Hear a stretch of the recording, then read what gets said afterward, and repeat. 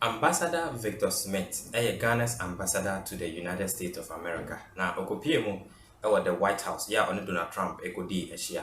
And Komobe, and on in the Eddie. Ken Ofori extradition case, Ebiemu, and Ghana trade and sense. Definitely, there will be bilateral talks between Ghana and the United States of America.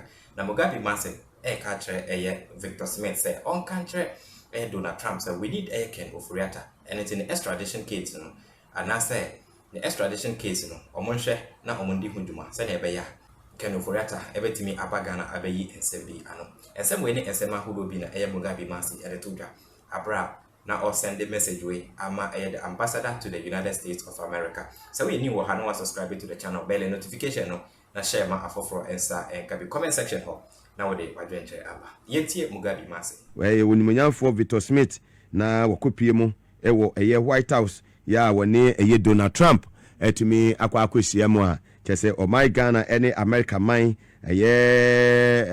edwadie ho nsem Ghana this year wo America ho ene ne keka ho nyina no sabe ebetimi akase eniema edida na kwema ene na chese enye asem keto akwa chese utumi se ambassador Victor Smith wotutu ni kentemu pa kenti papa bi ya chese wotutu mu bunri kenti papa ya wotutuma wodi akopie mu ewo White House wa na chese enye asem keto akra na efe wo hwe Donald Trump wa wo sere na ambassador Victor Smith so den nsa eshankrata ase esensan na chese efe keke wo se hwe kai esi hoi na chese bambo bibia e tight ewo na chese White House wo de na chese enye asem keto akra nti sese de officially ade se Ghana ambassador to the United States of America ambassador Victor Smith na akopie mu ewo White House we de yesimfonyi no fili agani when to ya eja yintwa wontro we de evidence based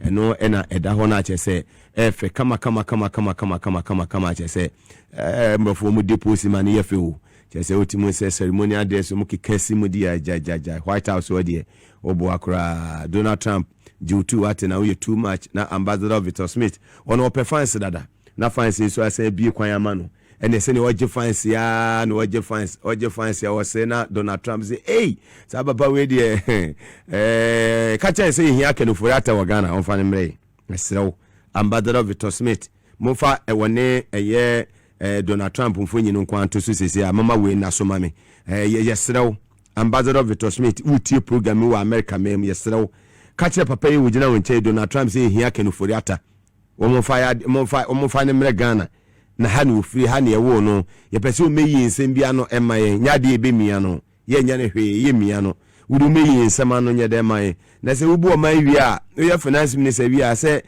time for accountability ani se wudwane kwasi obi ma so sa o man na o akodwane akotena won se ne komo chekere o man no komo finance minister o mu wi America man edi nsamfo te se de wadi a wudwane akwasha America na nka wonya se akromo entina nti ambassador Victor Smith ye de se o pese o kase kire Nyankopon akasa kire mframa we de wono ani gina won chei papa won so de du tira kata asese ene proye nti wonya ka kire se wuom obeye adwuma na ye den e de amaye nti wadawroma bo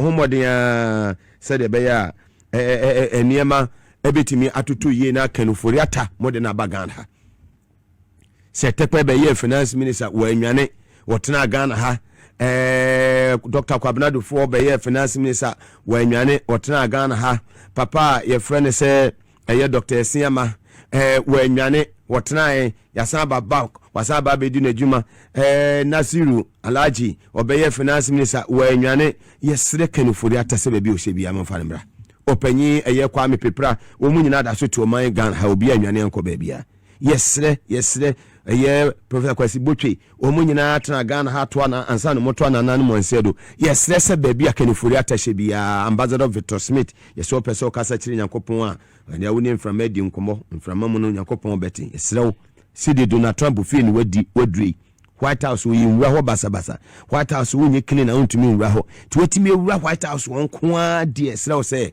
ba bia Ken Ofori ata wo bia ye hia no ana jail no so mu be jail ani ma jail ni ntem attorney general nya da bia na da bia yebetie press conference monko court no na mo adwuma ne 10 de Ghana for we ne say chama wontumi court abuanefo ye de na kotum emfie aduana emfie aduesia de Ghana for hwehwe no so optimi kwache eye sika Exim Bank se me de kwa akodo afu no wa no afu ne sika do so po millions of dollars ne ne ba akofo na ehye ne butum eni say ye wo man ne sa nti sa press conference enye da bia ne be press conference action ni su wo court ho yes ye tribunal court e bada ben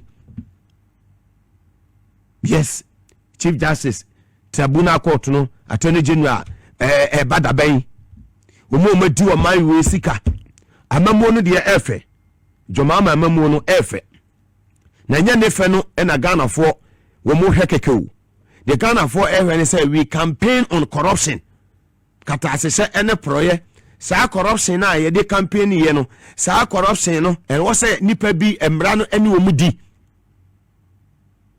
oma wi o man we sika wo kwambone so PDS o man panyin da kofo na nsia oni delay twetwe nkomo ka PDS asem aye din yetehwe Palugu dam akwakosi sai anya da bia na be chama wontumi ye pese hu other areas no de akọ attorney general enemy office ho why wo aye accountability series update no enye se ye chama wontumi ene kanufori atanko a corruption cases na edoso nkofo we wo ma lutu o man we mtumu che ne memna Ghana for entiase last week ye take kanufori atadi ene hasaba beti chama wontumi ene Kofi Akpolo ya te abre action ne pese ye adwuma attorney general enye dimbo ene da bia accountability series enye no ne ewe nkofo di o man we yawu nkofo di o man we sika attorney general me say accountability series no kasa ne ya too much mo man nkofo ma di sika no yehu nipa sa Kofi Akpalo ne we say kanufori ata anyway mu no ya to omudi na bre PDS pese ehu de ekoso o mo matoto aban sa se pese ehu de ekoso yes bia direction o man no ye pese akoro e wo se akọ medame ho abasisi asmete o mo production team mo ame me basisi a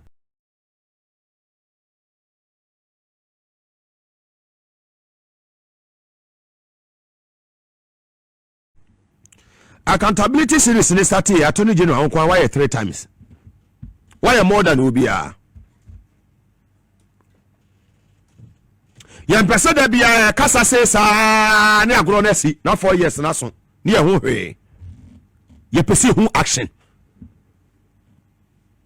ye pese attorney general court dem won enye kasa ene ye adwuma sa we ni nyina motimi amade court no se hu no wotumi de yate abre Kofi Akpalo de yate agbe kanufori ata yate abre besi ne last ko be ka kire se kanufori ata ba bi e kono aye ni yakọ high experience lawyers ba date na za ba ka kire Ghana for say yakọ fa experience kanufori ata akọ experience lawyers wo be ka kire se wa akọ fa experience lawyers nti anya ne dan eno na Ghana for ya party die ne yeso ye so no akọ fa experience lawyers ni sika na wa wi ano eno bi ni wanya de akọ fa lawyers no abafo wi cash okrom hawo campaign ya de ba power no corruption no number 1 my ya da bia say ya ne abekenkai da bia say ya ne abekenkai da bia say ya Dominica ya ne ya no na Ghana for ya hwiyo ya be say wo sa ma for ya busy ya say de na ya de Dominic ya what say Dr. Opuni eni se do agongo mu gina court on abo call nza damo Monday, Tuesday, Wednesday, Thursday, no more court, no more court, no more ban, no more court, no more court, no more court, no more court, peace court, no more court, high court, no more court, Supreme Court, no more court, no more ban. Sabini pesi yehu. Yehu dia to air finance minister. Yehu dia to finance minister. Yenya ato forcing. In opposition. Senye nyame na ya adoma ka MPP for komu jeli ato forcing. Yenim MPP for wonu omu di agura se sika no ate se wowo ukuna make sure say ni tin what afre so se de kofo we di agura ya ne namu sa na de ache attorney general me se de kofo we di agura 1 year ago. 1 year ago. Kasatete and top on go. Kasatete and top on go. They're gonna for everyone say. Kanoforiata, Yanin Baba Ghana and Melanin Ababedi. And yet they're gonna for everyone say Baba Kati and say, Kanoforiata for experienced lawyers our America. And no, we are not ready to listen to a statement no, from you, the Attorney General. If it must be done, it must be done well. Yes. Media said the money say the Monsieur Majumano, no credit the one play mebo match now. Slow, go slow near you too much. Mr. Kwafari cash. Panugu Dam. Over $12 million US. Second West. Yanto a year foundation kura our PDS. A kufuado time. President Kofona say waka. Omojeji amafo sika over 8 months. Sikane for America however. Ye been yenya Envoy every mo. Ye niama wade kanya ye tumidi bua. A kufuado president ne by any person. PDS in Tigana ye hudi se sikano. Hence must rule. Hence must rule. Let's shake the foundation, Attorney General. There be a press, meet the press. There be accountability series. Work for 3 times your own way. We want to see action, Attorney General. My very good brother, my good friend, Attorney General. We want to see action, not talk. Talk no ya too much. Kasate top on call, Attorney General. We want to see action. Kwafona Americas, no Kwafona we abaya say atoto abaya say cheap no. Umatoto abaya say cantonment la boni any other prime areas no. We want to see action. Said and I say okujo toka ya no. Ora no. Sa ora no jumedie no. Sa anye jume ya forget it. Yes. Ora no. Say an ya konedia. Any to say ya 4 years na so. President John Mahama ultimate Kojira court. Dr. Kalisu ultimate Kojira court. And the chief of staff ultimate Kojira court or Kwaso Kwako Dani Attorney General Kwako Yejuma. Please. We are serious. Ghana for FA. Ghana for FA NDC. Ghana for FBO money free FA NDC. Secretary Session Proyano. Ya kuana. And I die huaba. As a Chaskarabi Yabo. National Services Sam, yes, we mobile refinance kase, we mobile refinance kase, anya no nyade ya campaign. Mutia ni yo. Atakuliga biga mugabi masemena mekasa no. Mutia mi yo. Anya no nyade ya campaign. Ekwafona Americas no moda so na ma bontena. Wo munam ya afanyo markets mo, wo munam no moto ayampia e ombrase bejefi ono. Go to Ghana Water, go to ECG. Containers no wo sam na kosi sai. Attorney General, Ghanaians want to know container ECG containers and what some saying. Power to the people. Me, I will continue to shake the foundation. John Mahama, I was here Buana John Mahama succeeding. I'm on fire, Jumao. Taught my oil family will be the 8 years ago. Will be a babuna or what in the 30s or now 40 years a crime more and quadimo. And the combat and yadi obey more than 48 years. Babunu way at me kwa kofata ma oil find say make say tama oil find asate ye juma ni atenwo sa ka kofado beton to for $22 million US.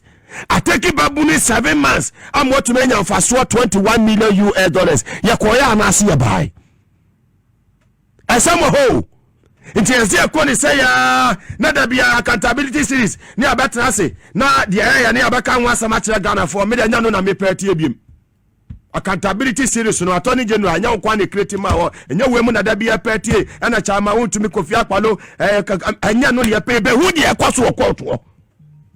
Power to the people. Ya be se hu de ekwaso court kasa ne ya too much.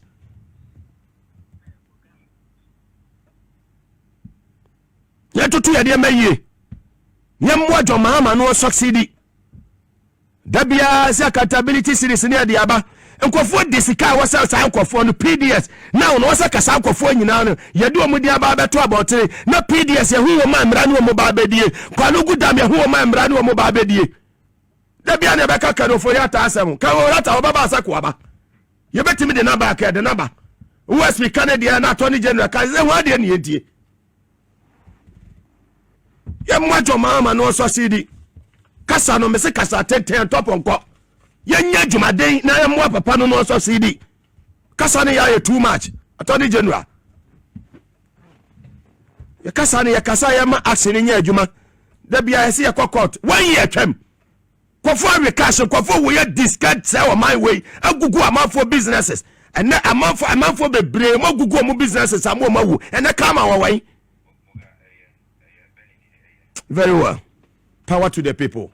You move on after yanko yenim. The PDS mo disika no Palugu dam no. Wo mo see a complete a meaningful dam ni bibia no mu din de ho. Na court no mo de wo mo ko. Sami betwa na mababɔ me sama won. Attorney General na mabɔ sa ma wo so wo boy adwuma no. So far so good. Wo hwɛ sectors ni nyina bibia ekoso. Ba me say people for enjeli wo mo disika no mra na omundi.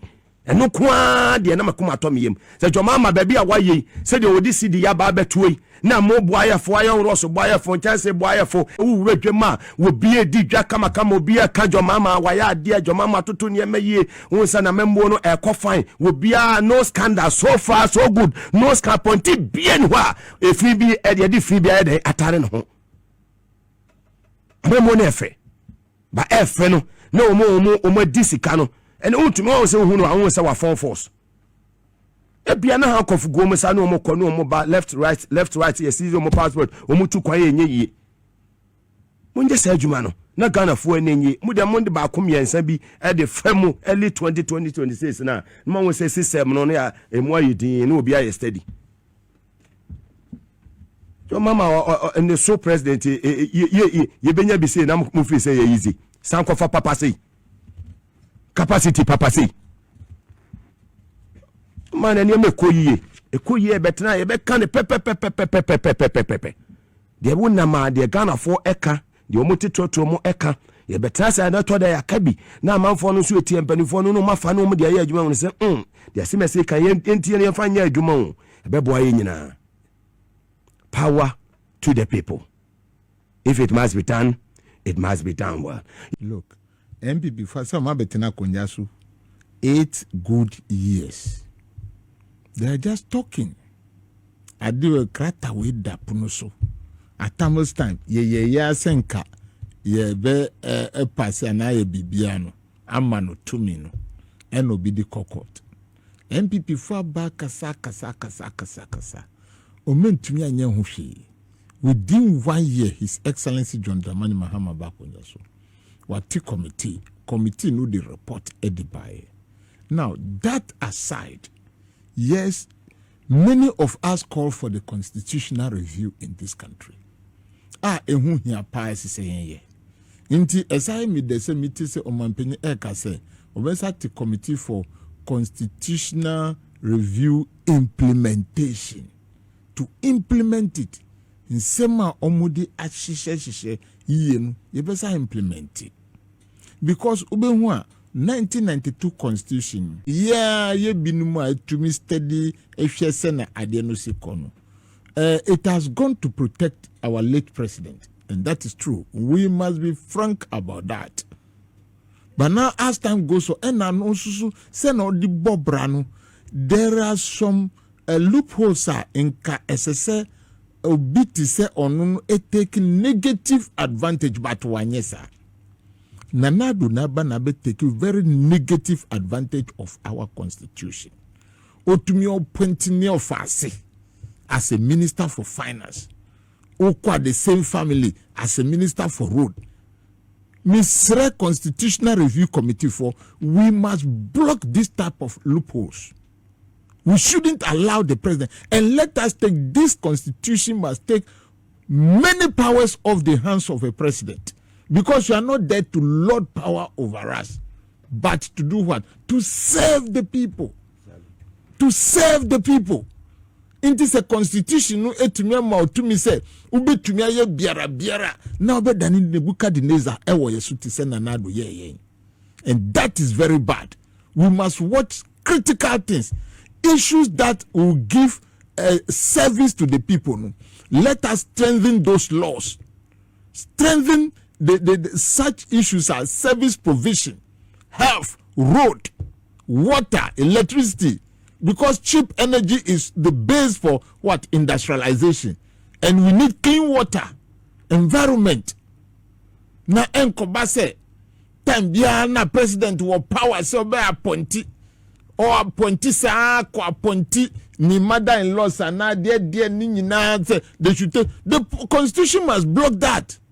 The constitution must block that. Baby mama for now position. Now quite to say uba power there na nipa no kwa na wodi omoto ho fine. That aside, yes, that aside, no, obra ben na mabo wakunja no so. Those are the questions we should be asking. Because who be someone asked at that time, they will tell you it is in the constitution. Yes, it is in the constitution, but must you abuse it? Must you abuse the constitution in the country that the unemployed youth numbers no increase? And now who appoint you a bushel for no? What does that tells you? As an educated person, the constitution must see to review all these things. And also, the say ubeba na uyenya upe with the constitution, we should have entrenched clauses for some special things. Say the president should not have the power to appoint a minister. Don't give that to technocrats to do that for us. Makan de bia say India ube minister of finance I say ko throw exams. But throw exams u pass ya. Enti no enya family affair bia. U pass ya na yedi maw. Yenim questions are so yedi maw say kona ko throw. So we must look at that to enhance our governance. That is the most important thing. Enhance our governance.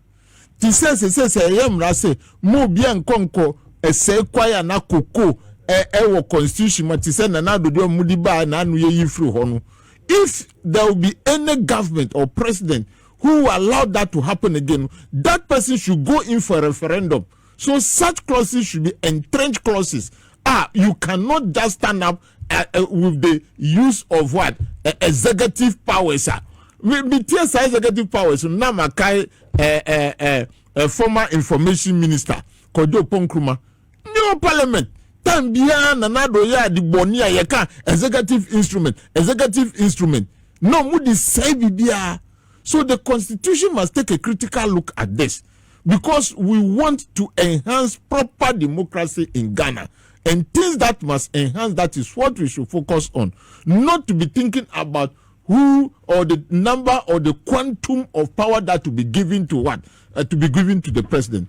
And if you have president like the current president, say or no you will not actually see the problem with the current constitution. But say no bit is then you know that there are a lot of loopholes there.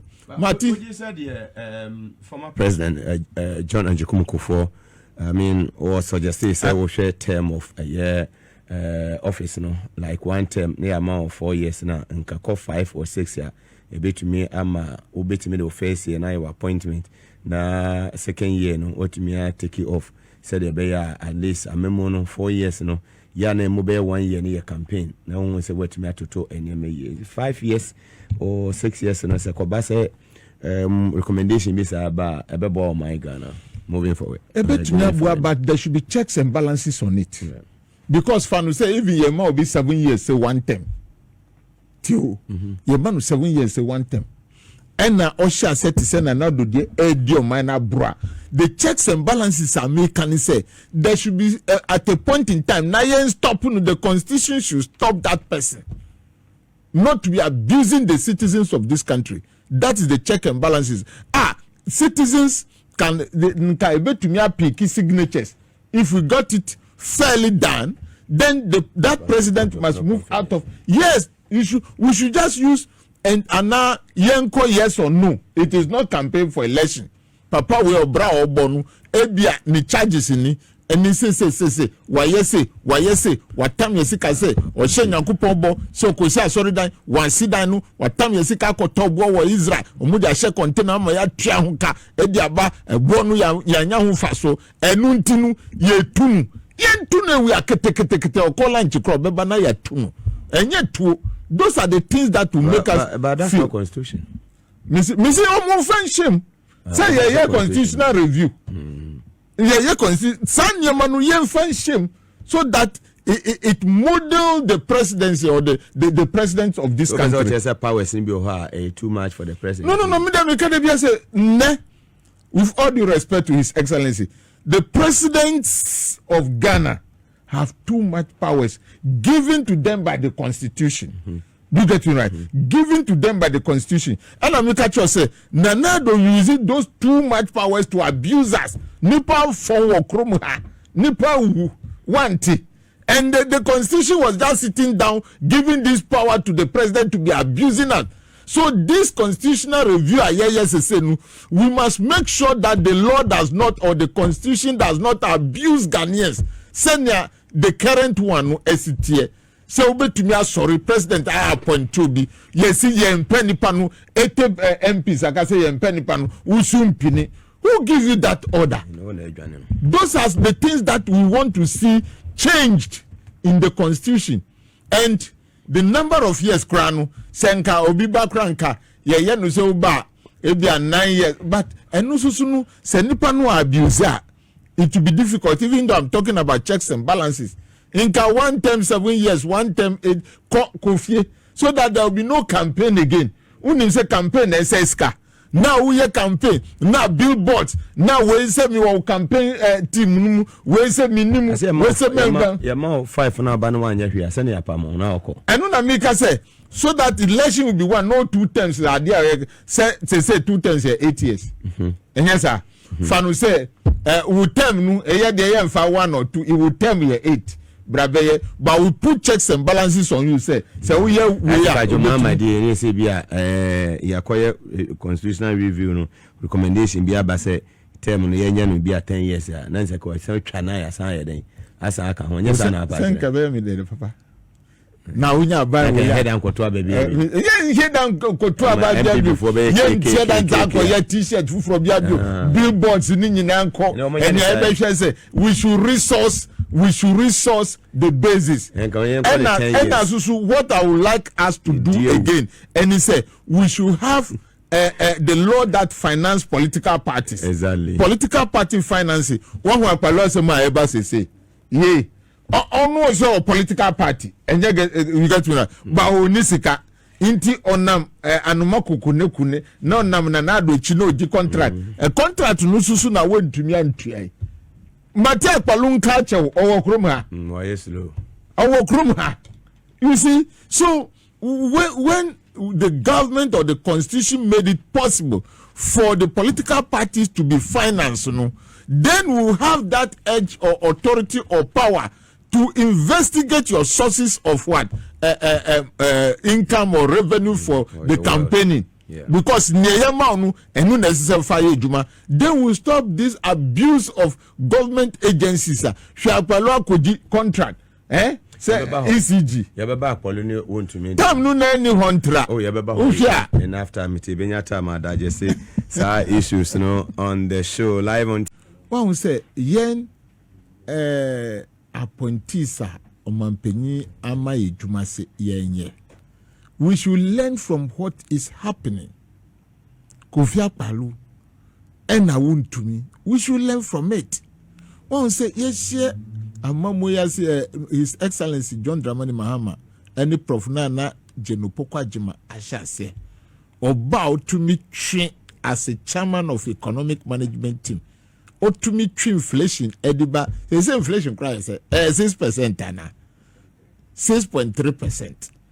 Ena bema wako economic school obanu wanko ye maame de onu de wanko o de abrofo ni mathematics eno de yejuma eno bi be dada also ye economist obe so inflation musa de 54%.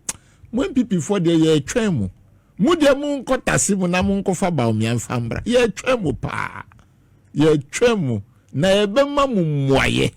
It just a sana MPP for ye di nanado be dada ye sa ama nanado abe go bi adwuma musa ko dada ye se mu di ba omia di bre even though I don't know but onu na ye mu se na mu kam ye mu niama no na mu ko fa no bra etiefo ade ba ko a me hwe ba omia ha me ni se ba omia se teacher to me ka kire ye ma se uko ti se ye ko competition bi ewo ana quiz ewo Japan and a Japanese government aye the grant ato ho grant no or the 1,000 interchanges e de ato ho sika pudo be say $1 billion na gina ho na Ghana card so ewo ho no ba miasi say ba no ko oko Japan on this quiz competition no ohu 1,000 interchanges no money year no onko yi Ghana card.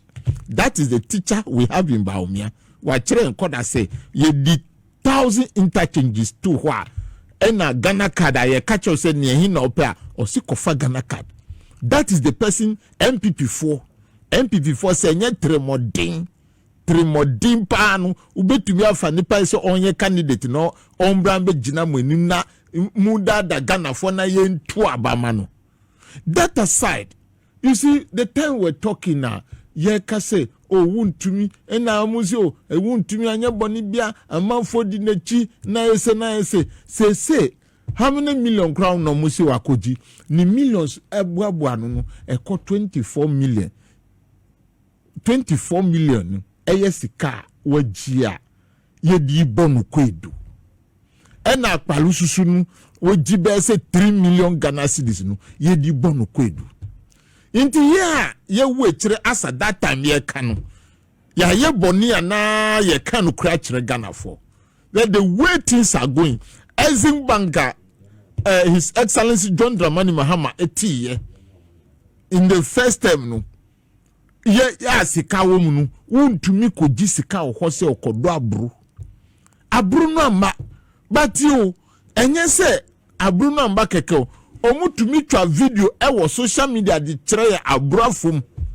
So this is the type of government we've had, a very abusive government. So bia be jisika na wakotwa obi abrafum foni e dia be kire Ghana for say we ni afoma wontumi ado. Today the charges are coming. Even if it will take 1,000 years, the charges or the court going will continue. And these are some of the things ye can't want them. Nana do aba ndi amboye.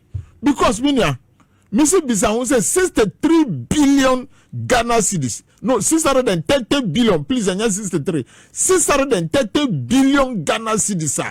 Nana do eye busia wabono. And when Juma na mpuntu na ewo hen.